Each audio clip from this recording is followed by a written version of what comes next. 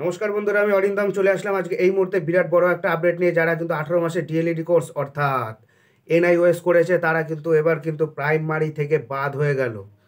এখনও হয়নি, 25 তারিখ হবে। কি করে হবে? গতকালকে ছিল এনআইওএসের শুনানি। এটা নিয়ে আজকে ভিডিওটাতে আলোচনা করবো। সব ভিডিওটা বন্ধুরা আপনাদের কাছে খুব গুরুত্বপূর্ণ হতে চলেছে।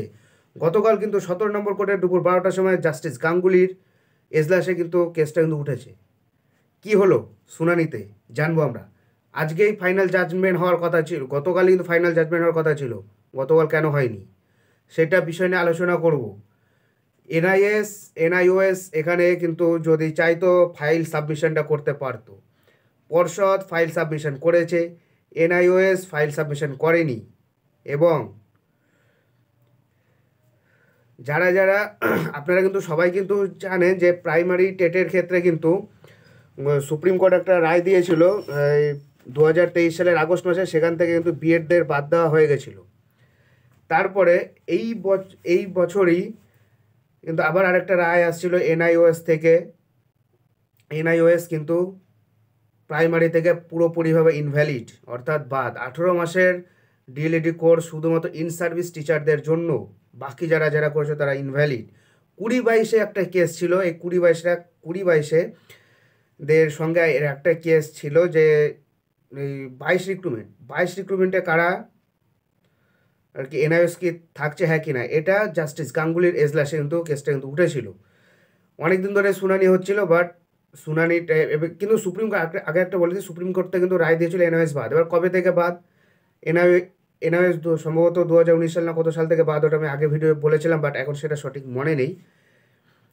এইবার যেটা চলতি রিক্রুটমেন্ট চলছে পশ্চিমবঙ্গে, অর্থাৎ 22-এর রিক্রুটমেন্ট, সেখানে কি এনআইওএস কি ভ্যালিড, এটা নিয়ে কেস হয়েছিল। সো সেটা কিন্তু আজকেই কিন্তু পুরোপুরিভাবে এনসিটি কিন্তু সাবমিশন করেছে এনআইওএসের বিপক্ষে, পর্ষদও সাবমিশন করেছে এনআইওএসের বিপক্ষে। এবং আজকে এনআইওএস কিন্তু সাবমিট কিন্তু করেনি, যেই কারণে কিন্তু জাস্টিস গাঙ্গুলি রায়টা ঘোষণা করলো না। আগামীকাল অর্থাৎ 25 তারিখ নেক্সট ডেট হিয়ারিং আছে। এই নেক্সট ডেটে কিন্তু জাস্টিস গাঙ্গুলি তার রায় ঘোষণা করে দেবে। এনআইওএস প্রাইমারি থেকে 100% নিশ্চিহ্ন হয়ে যাবে। এর ফলে চলতি রিক্রুটমেন্টে 4000 থেকে 5000 ক্যান্ডিডেট মানে কম্পিটিশান আরও কমে যাবে 2022 রিক্রুটমেন্টের থেকে। 2017-14-দের জন্য এটা খুব ভালো একটা সুখবর। কেন ভাই, তুমি 3 মাসের আর 6 মাস আর বাকি, কিন্তু 6 মাসের জন্য কেন তুমি 2 বছরের ডিএলইডি কোর্সটা করলে না, রেগুলার ডিএলইডি? কী সমস্যা ছিল? তুমি 18টা মাস খরচা করতে পারছো, আর 6টা মাস তুমি খরচা করতে পারছো না। ওটা তো ইন সার্ভিস টিচারদের জন্য। তুমি কি সার্ভিস করছো? তুমি তো ভাই বেকার। তুমি কেন করছো? করেছো যখন, প্রতিবাদের কোনো ভাষা নেই। গো, বাই বাই, টাটা। প্রাইমারি থেকে বাই বাই, টাটা। কিছু করার নেই। এটা হকের মানে যেটা ন্যায্য সেটা ন্যায্য, যেটা অন্যায্য সেটা অন্যায্য। সেম কেস বিএডদেরও হয়েছিল। বিএডরাও কিন্তু পরীক্ষার জন্য এলিজেবল, বাট একটা শিশুকে পড়ানোর জন্য এলিজেবল নয়।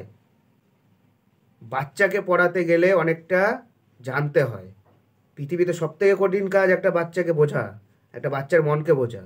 ক্লাস 7, 8, 9, 10 লাঠি দিয়ে পিটিয়ে পড়ানো যায়, কিন্তু এখন কেউ পড়ায় না। এটা ভাই তোরা পড়লে পড়, না পড়লে না পড়, ঠিক আছে?